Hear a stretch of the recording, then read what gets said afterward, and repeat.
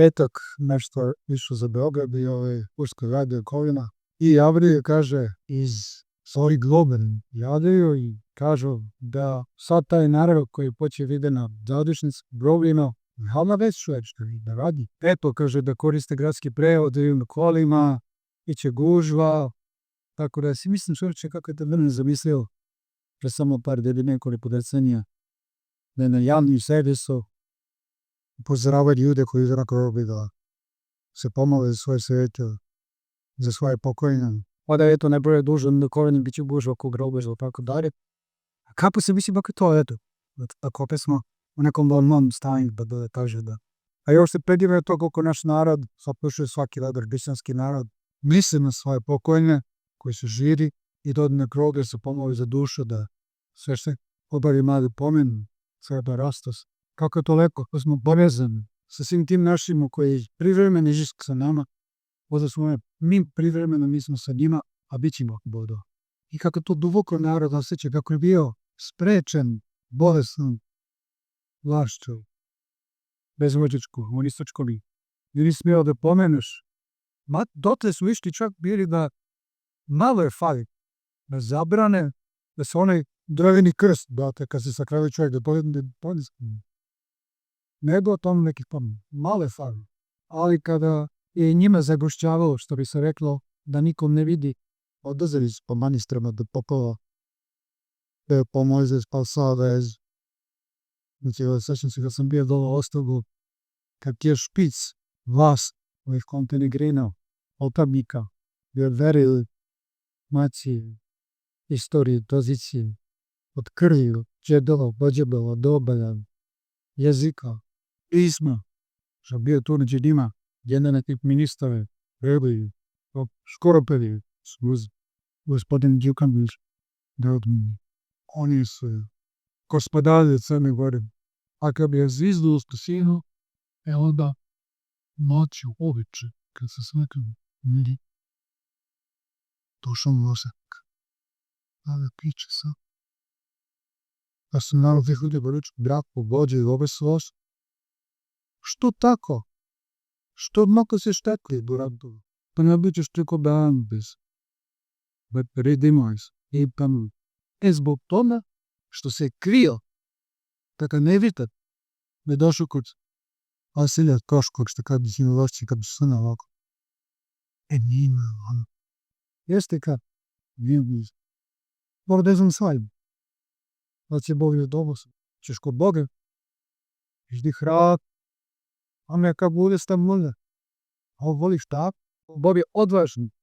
Bog nema kukan svim. Mislim, voli njih, naravno. A će bezače su su panom hrabo, da oni hrape, i kaže, ma ne zanima me ništa. Neka bude šta bude.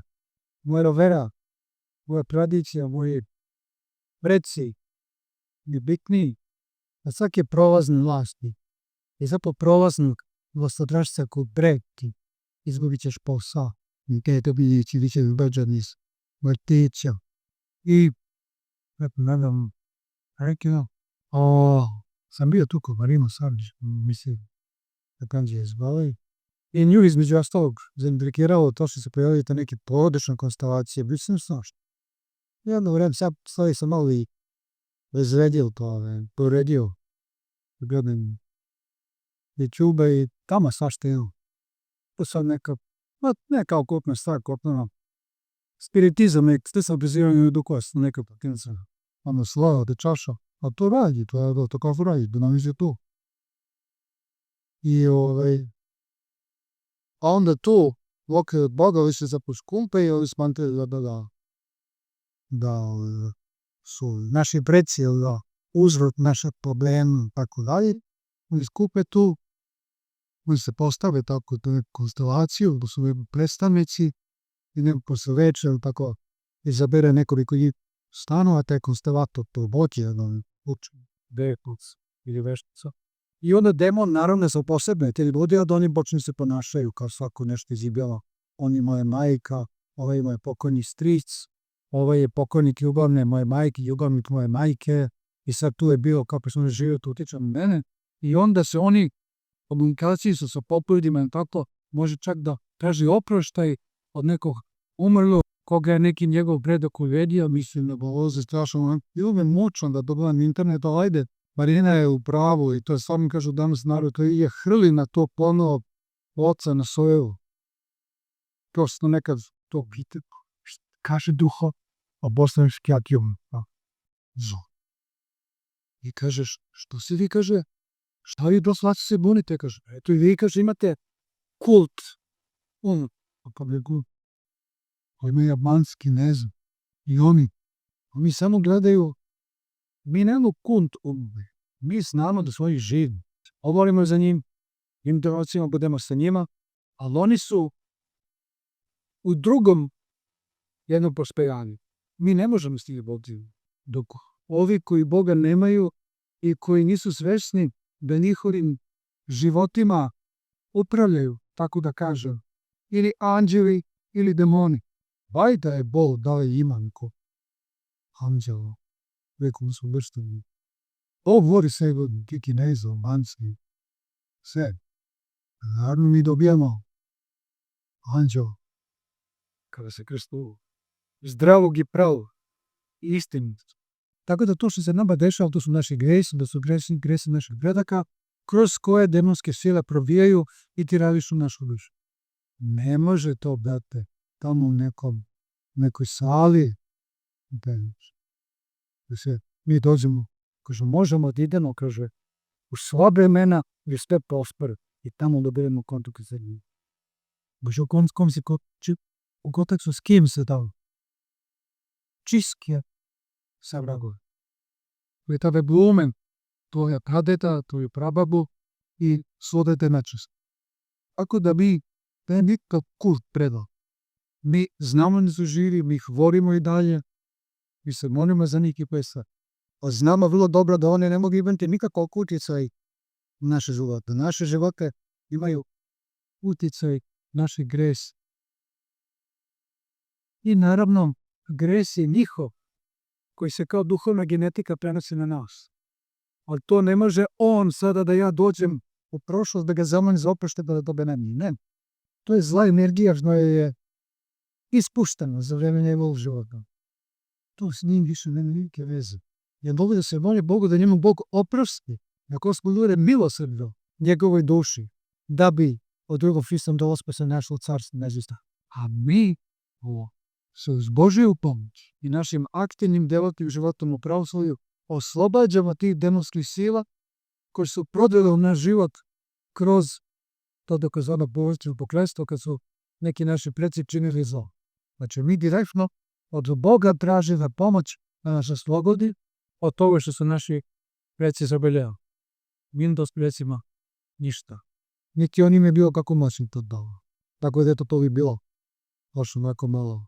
Ja bi bedno koliko danas ljudi ovršni koji nisu svesni i istine vere u kojoj živimo, koji tako idu kod tih raznoraznih vuka u očiju koži, koji dobrano zarađuju.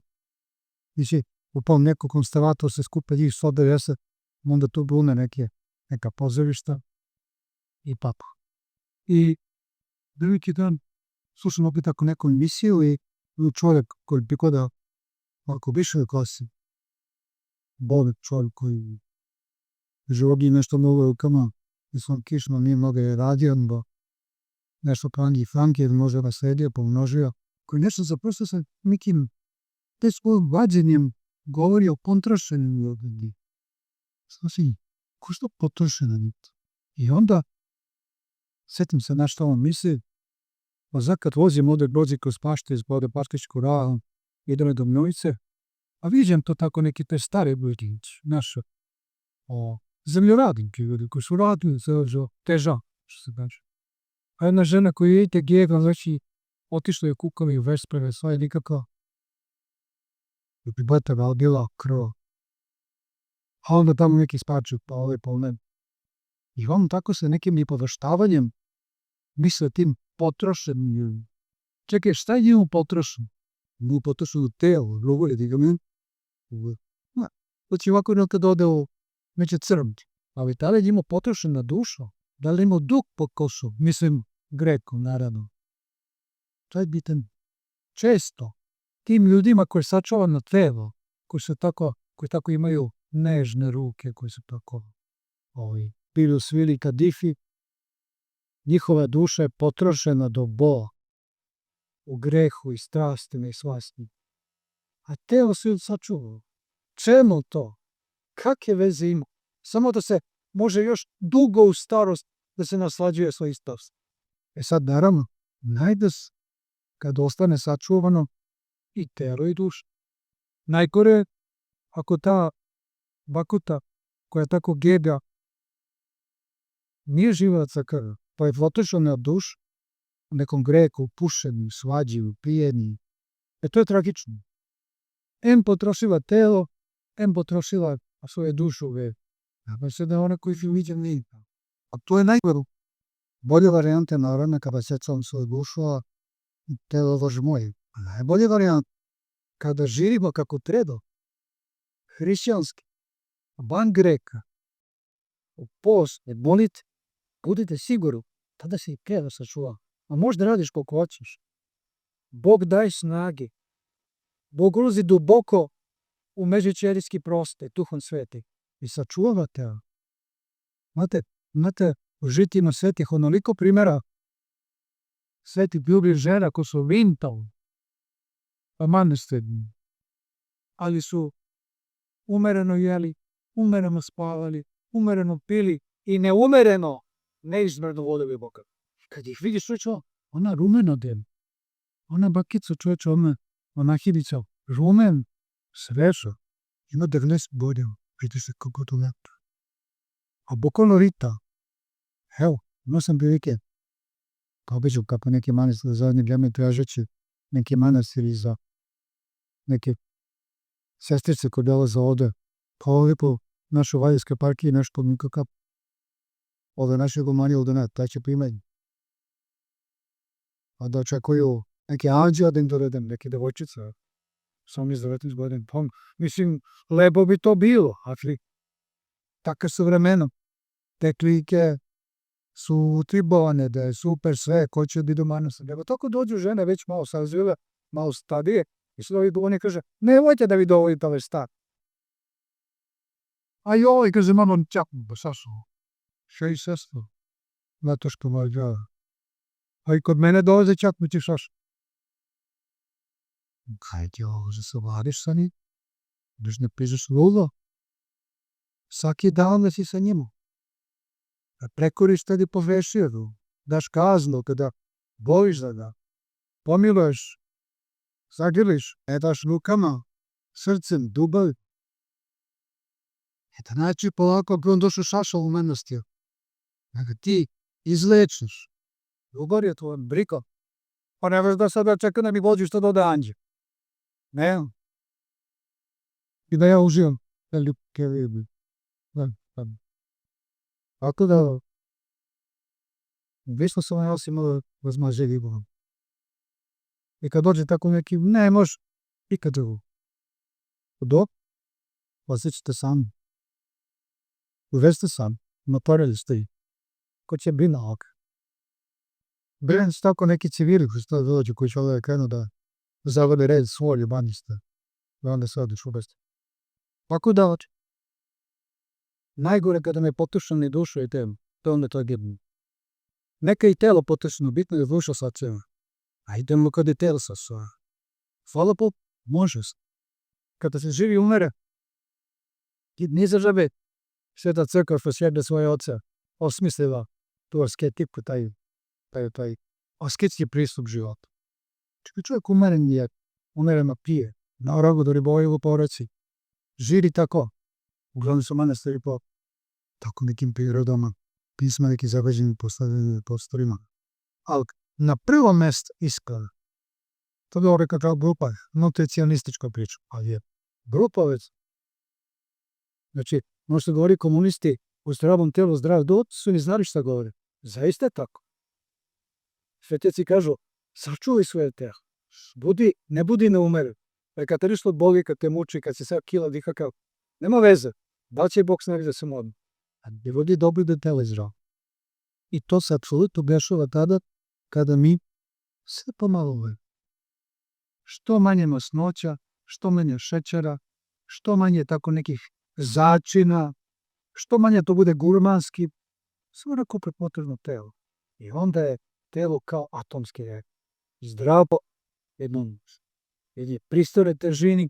Čim vidiš da ti se stvara masno tkivo, sal, da ne kažem, odmah znaš da previše uzimaš. Sad ti metabolizam govori da to gura na stranu, ne treba, ne može da ga procesuira, ne može da ga sagore. A ti, pošto nemaš upek duha svetoga, i onda krkaš, da ti je duša vladna. I to metabolizam onda gura na stranu, pa si stoje kao pokoj da li je muško neko da liže. Žene dano da zadnji stvar ovdje hvate. I to se onda smiješno bize. I vidiš ga da mu duša crkava kapi. Da on nije naučio kako bi se duša hrani. Nego on osjeća neku prazninu, pa trpao sebe. A telo mu kaže, ba nije to, ja sam sit, nego duša te vlada. Tako da da Bog bi sačuvao dušu i telo. A ako je Bog rekao da telo treba da boluje, neka boluje. Ja sam se nabolao, hvala Bog, onoliko iz ovih mojih decenija monaštva. I crkavao sam i kukosom. I bio sam bolestan i telom i psihom. I na smrti sam bio nekoliko puta. I pred samoubistvom, i pred ludilom, i na lekovima, i sve. Ali nisam odustao. Znao sam da Gospod Bog može sve to da reši. A pošto sam bio, naravno, umišljen, uobražen, samozaljubljen, gol, sujetan. A molio sam Boga da me isceli to. Pa nema drugog puta nego tako. Mora se pa. Ali, da prihvatimo patnju, blagoslovimo. I si traži isceljenje, on ne misle da biraš leko. Da kaže. A on zna da ti je patinom gore, Brigić. I onda, slava Bog, da se isceli duša, od tijelo duže noj. Dešava se. I teški bol se dešavaju. Kaže, ostavi ga Gospod. Ja te ostavi. Osjeti. Da te vidi kako ćeš u tom zadnjem podvigu, ako je recimo nešto maligno, ako nešto bez smrti, da te vidi kako ćeš u tom zadnjem podvigu. Da kažeš, Gospode, slavo ti za sad. I ja se spremam za to. Nema da živimo u jednom bolesnom svetu zatrovani. Sutra možda ne zvizne. Neka bolešu. Što? Nije ti milo. Vi znaš da to je Gospode, da mi je moja čaša ova, ne moja, tvoja. Tako da smo uvek spremni za sve. I za radost, i za blagoslov, i za zdravlje, a onda budemo i spremni i za bolest, pa i za bolešćunu, pa i za umiranje, i da smo svesni da sve ovde jako brzo prolazi. Iako nam je baš se potom, mnogo lako se razmazimo i obezobrazi. Kao taj što je pričao o tim potrošenim rukaricama. A u duši gmižu škorpije i zmije najgori. Tako da neka ovo telo ide gde treba, samo do duša, Bogog graba i danas. I evo, od današnjem evanđelju, Gospod govori, došao tamo, oni nešto kukaju, nije tu plićako nešto. Plićakajis. Njegovi apostoli ništa nisu voljeli. Plićak je u principu ništa, to su neki slibura, me riba, ne bez veze više. Kaže, ajte na dubinu. I šta je ta dubina? Znači, govorio sam da Sveto pismo uvijek ima to upravno značenje i mjezi političko. Vreme sam. Svakako da i to bi, u svojim stvarno tu nešto bili, pokaže, ajte malo, ajte omaknite, obacite bež. Ali ima i simboličko, preneseno značenje. Da se malo poverimo od ovog plićaka ovog.